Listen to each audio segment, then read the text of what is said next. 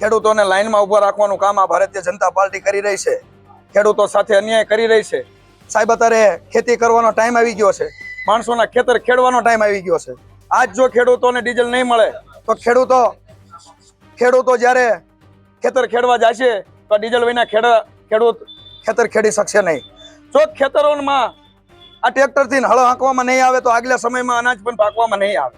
આ અંદાતા છે આપણા, આ ગુજરાતનું ભવિષ્ય છે। જો ખેડૂતો સાથે કાયમ આવો નવો અન્યાય કરી રહી છે।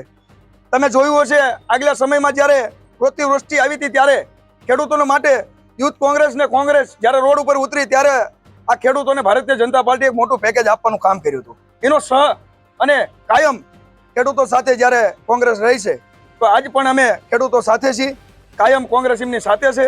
હરેક જગ્યાએ એમનો અવાજ બની અને કોંગ્રેસ એમના માટે હર હંમેશા રોડ ઉપર એમનો અવાજ બની અને લડતી રહેશે।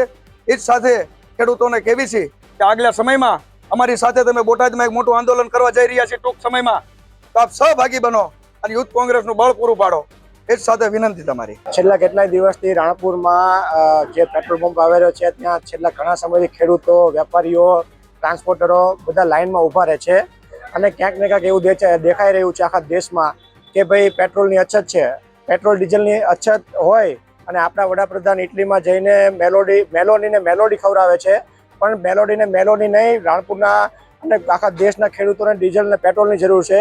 ત્યારે અમે આજે રાણપુરના પેટ્રોલ પંપે જઈને એક દરેક ખેડૂતોને મેલોડી આપી અને એક અનોખો વિરોધ નોંધાવવામાં આવ્યો।